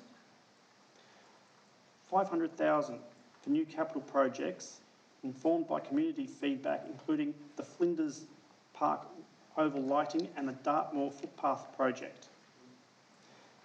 $800,000 allocated to increase building renewal works by maintaining existing community facilities. $200,000 for renewal works at the Casterton Sale Yards, and an increased budget for our parks, open spaces and streetscapes. In addition, the council will progress the Hayward Recreational Reserve Change Rooms amenities project and the CBD amenities change room project, consistent with previous community engagement and project planning to prepare them for the future funding and delivery. The budget also maintains significant investment in road infrastructure and maintenance of $6.3 million. It feels time to focus on delivery of strong capital works program and community connection and cohesion, continuing to position Glenelg Shire as an investment hotspot. Thank you. Thank you, Councillor Jowett. Councillor MacDonald, would you want to speak? Thanks, Madam Mayor. Yeah, I would. I too acknowledge that this is a very difficult time financially for many in our community, and as such it is even more important to work together to provide ongoing support where we can, while building sustained resilience amidst economic pressure. There is a lot of work reflected in this document, and I believe it represents a major achievement for the first time since I've been on council, and I know for several years prior, we have been able to reduce our expense base. This is a significant step forward and will help position council strongly to achieve the objectives outlined in our 10-year financial plan. So this budget is about more than just the next financial year. It's about building the future of our community and ensuring council remains able to deliver the services, infrastructure and the support our residents rely on. It reflects a long-term approach to responsible governance by protecting community value, preserving council's capacity to deliver over time and supporting decisions that strengthen the municipality for the future. Also on tonight's agenda are council priority projects. It is important to remember that priority projects cannot be delivered without a sound financial foundation. Supporting the budget allows us to continue advocating for these projects and puts council in a position to secure external funding opportunities as they arise. Importantly, this is also the first time we have undertaken broad community consultation to identify the capital projects that most matter to residents and then directly incorporate that feedback into the Capital Works program. This ensures that the projects being funded reflect the priorities of the community that we serve. This budget also recognises the importance of local business development and economic growth. A strong local economy is part of a strong community. By planning responsibly and investing carefully, council can continue to support local business activity, attract investment and create confidence in future opportunity across the municipality. It also recognises the value of arts and culture as an important part of community identity, vibrancy and connection. Arts and culture bring people together, support local participation, celebrate the story and character of our towns, and contribute to the livability and attractiveness of the Glenelg Shire. Continued support in this area helps build community pride, strengthens social connection, and adds to the experiences that make our municipality a great place to live, work and visit. This budget supports community life by investing in the places, services and initiatives that bring people together. It is focused on planning well, building well and making decisions that support a strong, connected and resilient community in the years ahead. For those reasons, I support the budget and the recommendation before us tonight. Thank you, Councillor MacDonald. Councillors, we've heard from the mover and the seconder. Is there anybody wishing to speak against the motion? Councillor Pepper. Thank you, Madam Mayor. Yes, I am not in favour of this, obviously. As you know, I've been campaigning on the 3.5. I believe that it was snuck in like immorally. And I feel that it's against our general ratepayers as well, because this originally started as a differential for primary producers, and through shifting from differential to uniform rates, the ability came to be able to sort of claim this rebated money, and it wasn't illegal, but geez, technically it was close to it in my opinion, but it was immoral. And then it's been put on all the ratepayers. So we talk about our average ratepayer, and it's been said here numerous occasions that it's $60, you know, or $1 a week more. Well, I don't see it that way. They've had 3.5 million stuck on them, on their share of the pie on them, and I see that they've been hit with a much more rates than what they should have been. I think that it needs to change, is my opinion on it. And I just can't, we've had 500 responses, and I know that, it's been said that perhaps there's been a bit of an outside influence on that, but there's also some genuine ones there, and there's also a word that came out of a lot of those responses, and that was hardship. And we're put here by the people to represent the people, and I just feel that we're not quite doing it at the minute. We're trying, but I just don't think that I just think that we could do more of it. There's a lot of hardship out there. There's going to be a lot more hardship to come. As we all know, farmers, there might be starting to be a dollar or two getting made soon, but they're going to take 5 years of five good years before they get out of their debt. And I know that firsthand. So therefore, there's no extra money getting around in the businesses in our towns. There's no extra money propping up other ones, other things like the businesses and money getting spent. And I just feel that we need to do more about it. I just think that we're not listening to our ratepayers. And I'm not in favour of it. I've been against the 3.5 from the word go. I will say, being fair-minded, I will congratulate and thank Beck Campbell and David Hole and Aaron Moyne, while David was having a well-earned rest with his family, for the work that they've done producing this document, and as well as others. They've done a great job, and there's things in there that I like the footpath at Dartmoor, connecting the town to the Bush Nursing Centre, and the Castor de Sale Yards. And there's good things in it. But to me, the 3.5 hasn't been addressed properly. The 3.5 is still there. I don't disagree with the rate cap, but I want a 2.75 rate cap put on what I consider to be the correct amount of rates collected, not the inflated amount. So therefore, sticking to my principles, and with my moral compass, I cannot vote for this budget tonight. Well said.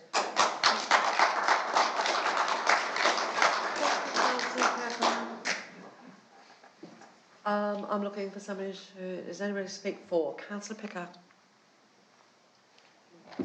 Thank you, Madam Mayor.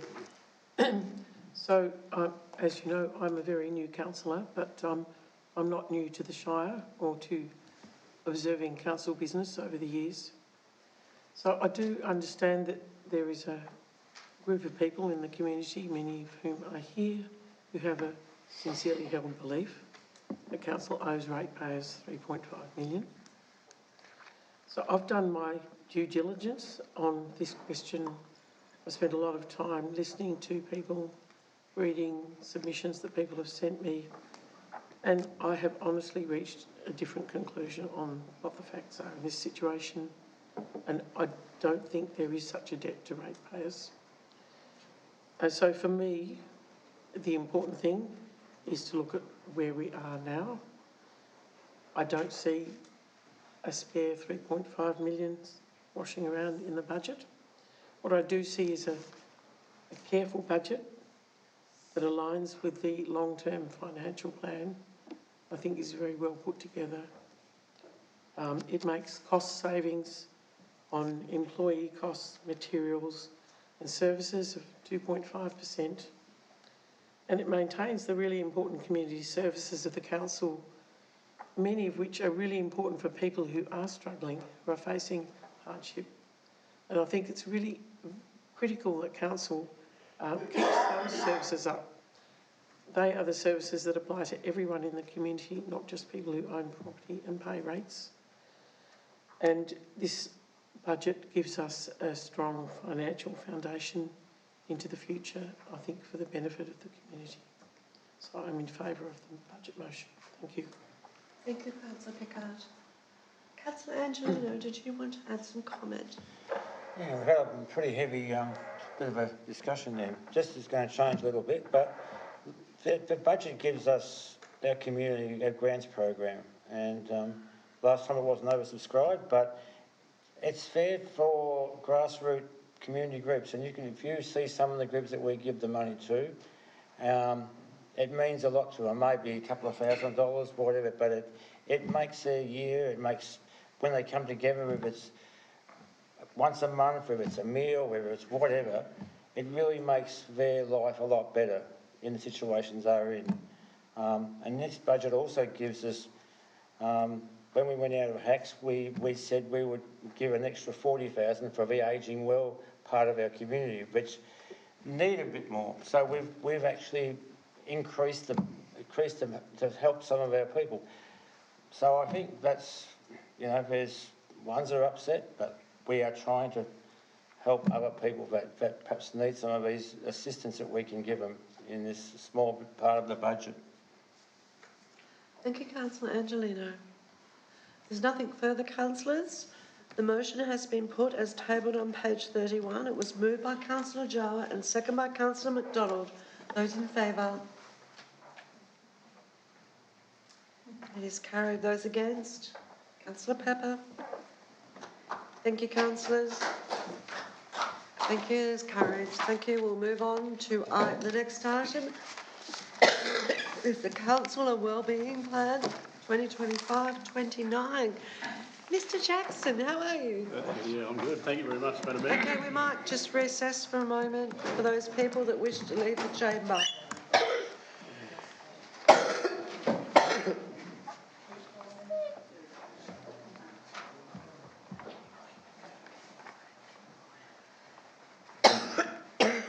Excuse me, councillors, coughing.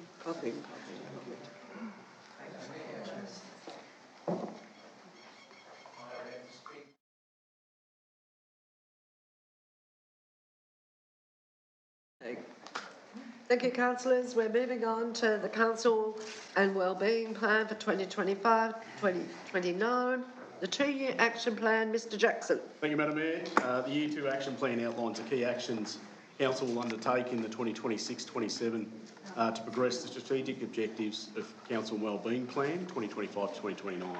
It is aligned with the plan's 6 strategic themes. Developed through a cross-functional organisational approach, the action plan reflects community feedback gathered during development of the Council and Wellbeing Plan and aligns with the 2026-27 budget process. Just excuse me, Mr. Jackson, just for a moment.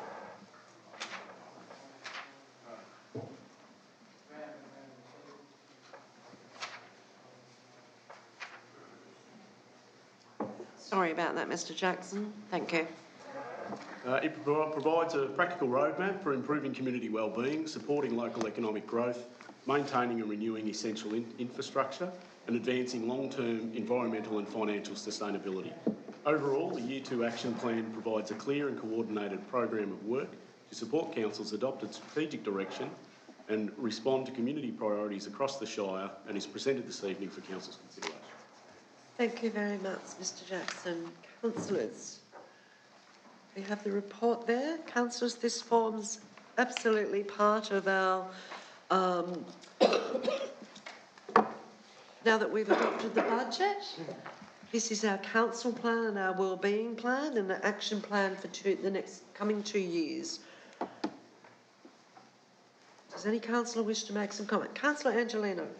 No, we can't move it recommendation? Or? You can move the recommendation if you'd like to move the recommendation, Councillor Angelino. The Council endorses the Council and Wellbeing Plan for 2025-29, Year 2 Action Plan for implementation and approves publication on Council's website pending endorsement of the annual 2026-27 annual budget. Thank you. Can we have a seconder for that? Councillor Jowett. Thank you. Councillor Angelino. Thanks, Madam Mayor. This report, action plan is incredible how it's got all these sections, and I'm going to speak on the thriving plan communities. So we've created opportunities in all our areas of our council areas, and volunteering awards. So when you go out and you see all the volunteering awards that are nominated in the year, there's great work being done by many volunteers in our community. Recreation programs, events, lifestyles, wellbeing priorities. In our open space strategies, there's been areas that are developed for development in that sphere. Inclusive arts and cultural library programs. Our libraries are very well accessed by people in all the areas of the Shire, whether it's Nelson, Dartmoor. The actual we keep track of how many people actually borrow books, and it's a bit higher than the average part of the rest of Victoria. So we have a lot of people that we have audio books. There's actually, if you get to your local library, there's lots of events I have after hours. I've done drawing, painting, not very good at it, but anyway, cooking, even had the brass band there one day, so which was pretty good to see a brass band in the library, but did play loud, so it was okay. But, you know, this is just one section of the wellbeing plan that helps so many people in our Shire. Thank you, Councillor Angelino. Councillor Jarrett, do you have something you wanted to add? Thank you, Madam Mayor. Another area of this plan that I'd like to focus on is the essential services and facilities, which part of its action plan steps would be for the focus on workforce attraction and retention in early years, partnering and training institutions to promote council as an employer of choice and pursue a career for early childhood education. Develop sporting infrastructure need paper to inform future capital works programs and advocacy for funding. Deliver priority project works, including investment in the Casterton sale yards. Monitor funding opportunities to progress changing places fit out in the Portland CBD amenities block, and projects listed with adoption of the Hayward Recreational Reserve Master Plan and the Island Park Master Plan. Plan and deliver priority community recreation infrastructure upgrades across the Shire to activate public spaces and increase community usage, and to undertake a review on the municipal building control plan to ensure standardisation management of building safety and compliance and enforcement. Thank you, Councillor Jarrett. Councillor Pepper, did you have anything you wanted to add? Thank you, Madam Mayor. Moving around Glenelg, now this is, you know, to connecting our towns and communities and improving transport options and moving around. So, you know, like the biggest action that we've got to do here is with what we're going to do is to deliver our annual road renewal program to maintain our local roads, but then also to advocate to state and federal governments, not only for them to do their roads, but also to target some funding to help in partnership for our roads as well. So, easier said than done, but, and look, and also we're delivering new footpaths, crossings, just to help pedestrians along with the traffic. And of course the other one is, like what I mentioned before, in Dartmoor, being able to link up the township with the Bush Nursing Centre. So there's some actions there that we plan on taking. Thank you. Councillor Pickard, did you have something to add? Yes, so another part of this plan is the protecting our natural environment and sustainable Glenelg. So part of that will be to develop a renewable energy statement outlining Council's position on renewable energy development. I'm sure that will attract a lot of interest in the community. Yes. And designing and implementing inspections on old sewage systems, like old septic tank systems around the Shire, implementing the environmental sustainability strategy, and investing in parks and open areas, as well as better waste management. So I think these are all pretty critical actions for most people in the Shire. Thank you. Councillor McDonald, did you have something Thanks, to add? Madam Mayor. I would. I just find the action plan stage of the community and wellbeing plan is always really exciting. Every year we sort of see that list of actions, which is in direct response to the 4-year community and wellbeing plan that was heavily consulted on with the community.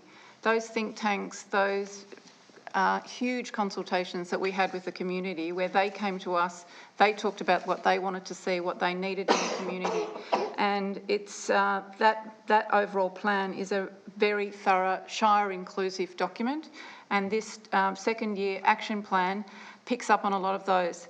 I'd like to encourage residents to review this report, which clearly outlines the plan from its rationale to those specific projects. I'd like to just pick out a couple which are well underway or even completed.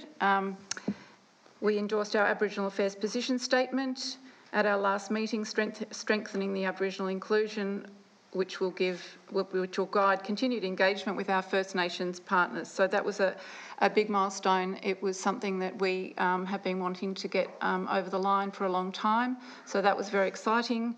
There is targeted road upgrades of both the Henty and Princess Highway in this action plan, neither of which are local roads, not our responsibility, but we will continue to advocate for those roads, which we know we're all struggling with. The advocacy strategy, which is coming up later in the meeting, is also something that's well underway and ready to go tonight. Thank you, Councillor Thank you. MacDonald. Councillors, I think there's also the economy that, we also are going to look at, and that's about, we've talked about the tourism strategy earlier tonight, and that's the next item on our agenda to adopt. And, that's been a great collaboration between the industry and the community, and will continue to grow in that tourism space. But also we'll build capacity in building those initiatives for affordable housing and industrial growth. We know that we'll go through to our priority projects later, but we also know that we've got many billions of dollars worth of projects that are looking to move to the Glenelg Shire. So unlocking some of that valuable land for housing and industrial growth is really important. So we'll do some more strategic precinct planning around that, and which will support that housing growth and support that industrial development. Councillors, I don't think there's any more that we can possibly add, but I will get you to vote on the motion, which was moved by Councillor Angelino and seconded by Councillor Jowett. Are you ready to vote? Right, if you are, those in favour. It is carried. Thank you for your input, councillors. Councillors, we're going to move to the Glenelg Shire Tourism Strategy 2026 to 2031. Mr Jackson. Thank you, Madam Mayor. Councillors, the Glenelg Shire Tourism Strategy 2026-2031 provides a 5-year framework to guide tourism development across the Shire, supporting a coordinated approach to destination development, visitor experience, industry collaboration and tourism investment. Community consultation on the draft strategy was undertaken over a 4-week period and concluded on the 31st of March this year, with 19 submissions being received. Feedback broadly supported the strategy's direction and confirmed the importance of key themes including infrastructure and access, destination identity and promotion, visitor experience and amenity, governance, partnerships and implementation planning. In response to community feedback and internal review, minor amendments have been made to strengthen place-based language, clarify the strategy's role as a long-term framework and reinforce key themes relating to infrastructure, destination identity and visitor experience.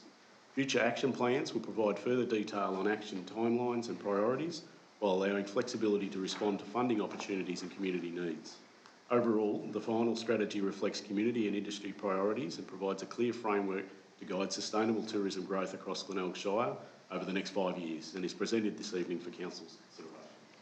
Thank you, Mr Jackson. Are there any questions in relation to the tourism strategy on tonight's agenda? No. If not, councillors, there is a recommendation on page 37 to consider. Councillor MacDonald. Thanks, Madam Mayor. I'll move the motion that Council considers the community feedback received on the Glenelg Shire Tourism Strategy 2026-2031, 2, adopts the Glenelg Shire Council Tourism Strategy 26-31 in its entirety, and 3, revokes the Glenelg Tourism Strategy 2019 to 2026 endorsed by Council on the 28th of May 2019. Thank you, Councillor MacDonald. Seconder, Councillor Angelino. Councillor MacDonald, would you like to make comment? Thanks, Madam Mayor. Yes, so this is a 5-year strategy supporting the coordinated approach in strengthening action plans. Need to be careful with action plans needing to be carefully crafted to manage local community expectations in this space. Interestingly, our withdrawal from GORT was contentious at the time, but we found it necessary in order to focus our resources more effectively on our unique identity. We felt that we weren't being recognised within the GORT strategy along the Great Ocean Road. Government has never recognised our shire in terms of the Great Ocean Road when it comes to funding. So there was no real reason to try and still connect ourselves to the Great Ocean Road for a whole heap of reasons. And the final straw for me was that when I asked a GORT representative at a meeting about our Haywood Wood, Wine and Roses Festival, which is a 30-year-long festival, they had no idea what it was about. So for me, that was the last straw in terms of understanding that we needed to do this alone, connect back to partners where necessary, but bringing it back in-house. And I commend Mr Jackson and his team.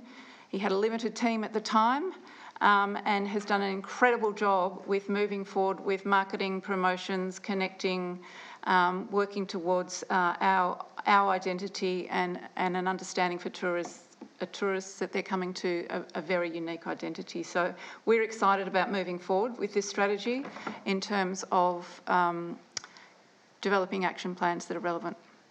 Thank you, Mr Jackson. Thank you. Councillor Angelino. Yeah, I also like to thank Mr Jackson and his team. We've gone back to finding out what actually is good in our area, and we've gone out and got lots of photos and developed strategies and actually got some university students to try and get some new approach on how people now are actually living in accommodation and staying out here. We're seeing the figures, and we're going to try and get all this ready for our summer activities and festivals and all that. So and involve all the different areas of the Shire. There's some great places in the Shire, from Nelson to Castellon to Strathdownie to wherever. There's great places to go and visit, and whether it's fishing, whatever. We are just such a lucky place, but we don't have all the people we do deserve to come and stay here. But hopefully we'll get people to come and through this strategy, it will be great for our community and our businesses in our Shire. So thanks again. Councillor Angelino. Is there any further commentary, councillors? Councillor Jowett. Thank you, Madam Mayor. I believe we had a question earlier on about the money that we spent on tourism. This is a perfect example of where this money is being spent and how we plan on spending it. On promoting our Shire as a whole, where it wasn't getting done properly under GORT. If anyone's interested, this is the place where it is. Yeah. Thank you. Look, councillors, we'll talk further about our summer performance figures at a next briefing, or maybe not the next briefing. I'll leave that to Mr Jackson. But, some of the figures here, domestic visitor increased by 17%. International 6.72%. So these are really exciting figures that we're getting, and we know now that the money that we're spending is actually going into our product, and we've got a much broader base of marketing outside of this area. And I'm looking here, accommodation performance has strengthened, average occupancy for Portland has rose by 14.24% up to 62.28. So some really great figures there. So fantastic to be able to bring that back to our community and the businesses that are supporting the retail and hospitality sector. So fantastic. If there's nothing further, councillors, I will put the motion, which was moved by Councillor McDonald and second by Councillor Angelino. Those in favour? That is carried. Councillors, will move on to the VicGrid transmission guidelines submission. Mr Jackson, you're busy tonight. Thank you, Madam Mayor. Yes, now some power lines. Yeah, from tourism to power lines. Yeah. Councillors, this report presents Council's submission in response to the VicGrid's draft Victorian Transmission Plan Guidelines, which have been released for public comment. The guidelines will inform development of the 2027 Victorian Transmission Plan and outline how VicGrid proposes to access Victoria's future energy needs, the capacity of declared renewable energy zones, potential new areas for investigation and the transmission infrastructure required to support the state's energy transition. The A review of the draft guidelines has been undertaken with a submission prepared on behalf of Council. The submission raises matters relating to the assessment of the new renewable energy zones, future energy demand, transmission planning and the importance of ongoing engagement with traditional owners, landholders, communities and industry. The submission builds on Council's previous advocacy regarding renewable energy planning and development. It supports continued consultation and reiterates opportunities for appropriate areas within Glenelg Shire to be considered for future renewable energy zone development. It's submitted, due to be submitted to VicGrid by the 26th of June and is presented this evening for your consideration. Thank you, Mr Jackson. Councillors, are there any questions on this for Mr Jackson, please? No, if there's not. Councillor McDonald. Thanks, Madam Mayor. I'd like to move the motion that 1, Council adopts the Glenelg Shire Council submission to the draft Victorian Transmission Plan guidelines with the removal of paragraphs 2, 3 and 4 from page 2 of that submission, please. Thank you. And 2, authorises the Mayor to make the submission on behalf of Council. Yep. Councillor Pickard. You happy to second, Councillor Pickard? Is that right? No, that's fine. Councillor Pickard, you're seconding? Yes, I'm Thank seconding. you. Yeah. Councillor McDonald. Thanks, Madam Mayor. I think this is a really good submission, really consolidating previous submissions for this plan, which really puts us in a really good position in terms of renewables and a real diversity of projects coming into our region. Yeah. I just couldn't support the consideration of existing wind farm sites being easily reused due to their existing use rights and structures, specifically the 2 sites at Cape Nelson and Cape Bridgewater. Yeah. I believe any future infrastructure development at those 2 locations should require rigorous new assessments, just as any new locations will. And we cannot draw any assumptions regarding future technology reducing environmental impact in terms of size and volume. So, yes, thank you. Councillor McDonald. Councillor Pickard, did you want to make comments? I don't have anything to add. I agree with you. That's fine. It's clear. Councillors, you're clear on what the motion is, removing a couple of paragraphs from page 2.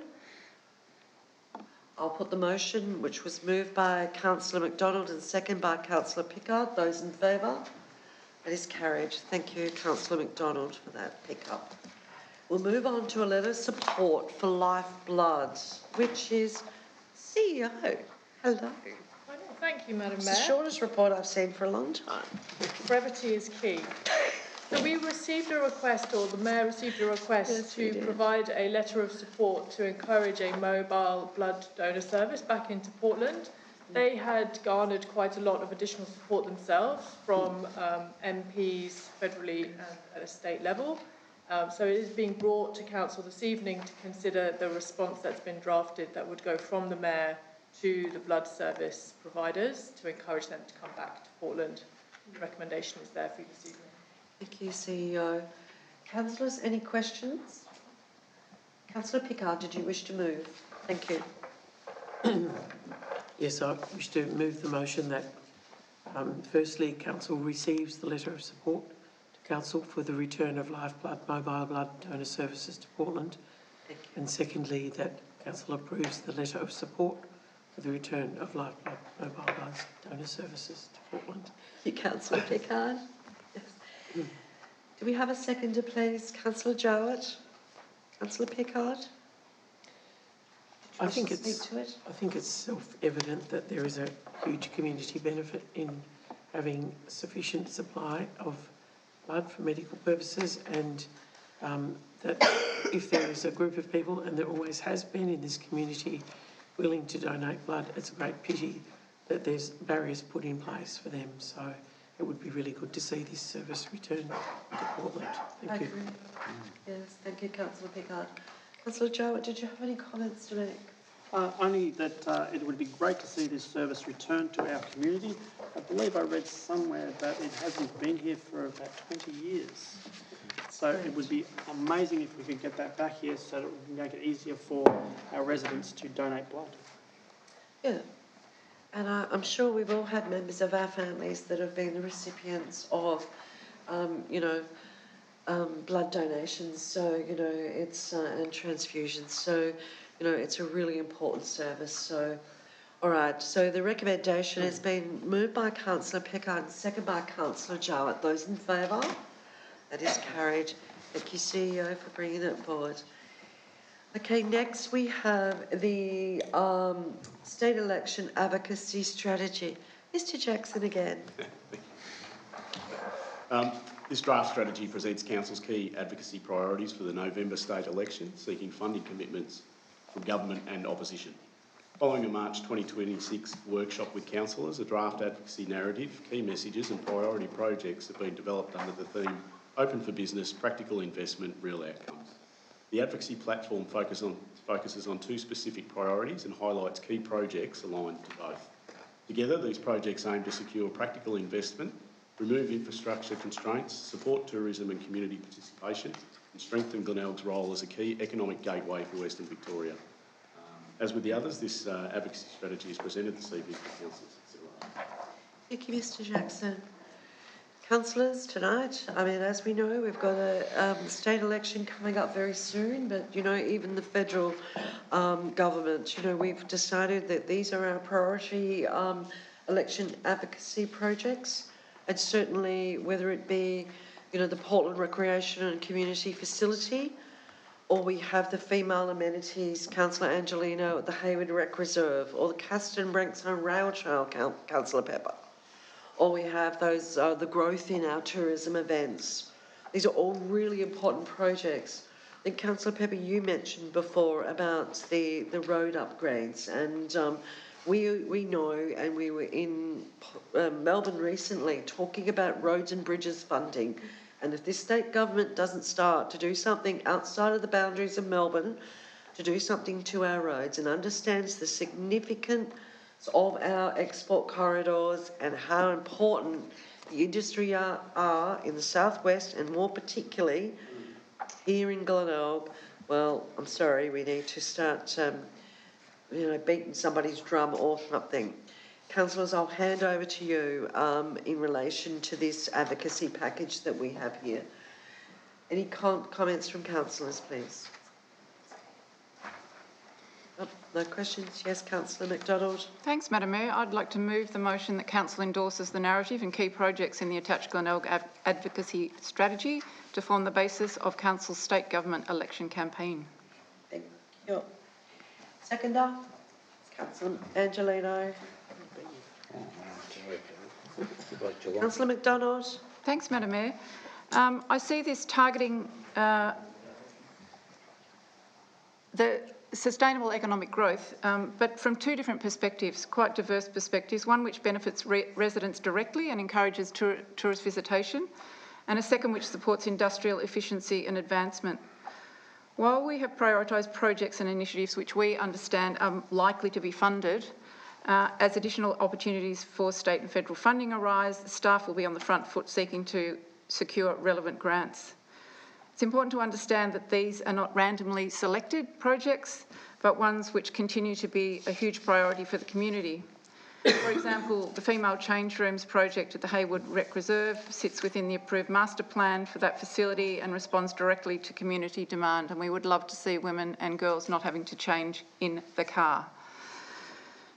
The other project, as an example, the Caston to Branxholme Rail Trail, has been designed as a stage project which aims to capitalise on the growing interest in active nature-based tourism, but be achieved through ongoing efforts to secure funding for each stage, which is a really practical approach to such a project, rather than missing out on an enormous amount that we need for it. Let's just get started as we can and stage that project to link our communities together. Thank you, Councillor McDonald. Councillor Angelino. Yeah, thanks, Madam Mayor. I would also like to talk about the Hayward Change Rooms. I mean, it's been missing for that long, and actually, hopefully, we can, with that sort of election promise or discussion where we can get some funding, and it helps us. And I know that our team put so much work in getting these grants and pushing for accuracy in these places and the developments that we want, whether it's the basketball court, whether it's lots of things in our shire. We really hope that we can get through this plan and this group, we can actually get some things that will be there with us for a long time to come in the future in our shire. Thank you, Councillor Angelino. Any other councillor want to make a comment? Councillor Joe. Thank you, Madam Mayor.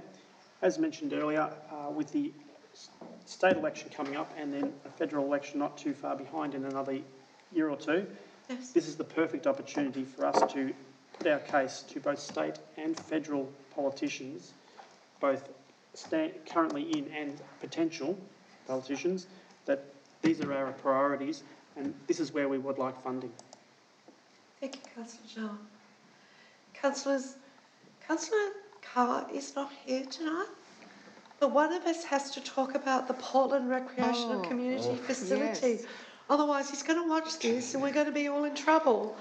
So, you know, it is going to the round ball facility for Portland. You know, we know he talks about all the time how many children are playing basketball in Portland and how many teams and the competitions. You know, this project will meet the strong local demand and it will provide a regional hub for sporting activity. So, I mean, it is our number one priority, amongst other things, but it is a project that he is very passionate about and I know we're all passionate about. So hopefully I've covered that off for him and we're not in trouble. So, but I suppose in closing, and excuse my voice please, I just want to say that Glenelg is open for business and the opportunities are clear. With the right investment, Glenelg can strengthen its position as a key economic gateway to Western Victoria while also building on our natural assets. We can establish events and also the emerging tourism experience, but we can drive that local spend and we can have that business growth. So look at these projects and councillors, I will certainly be supporting this motion. It was moved by Councillor McDonald and seconded by Councillor Angelino. Those in favour? Thank you. You're going to tell me and I'm at the end. Am I at the end of the... Yeah. Oh, yes, I am. Page. Here we go. Here we go. I found it. That's the last of our management reports, councillors. There's no urgent business. We moved question time to long ago. There is a recommendation on page 46 out of 46 for confidential reports. Have I got a mover and a seconder, please? Councillor Pickard, thank you. Councillor Pepper, thank you. Those in favour? Thank you. Passed. Thank you. That closes the meeting for the public section of our council meeting. We'll now go into chamber to award some contracts. Thank you for your attendance this evening, everybody. But I will have to ask you to now leave. I'm sorry. Have a safe trip home and thank you for coming. Mr. Jackson,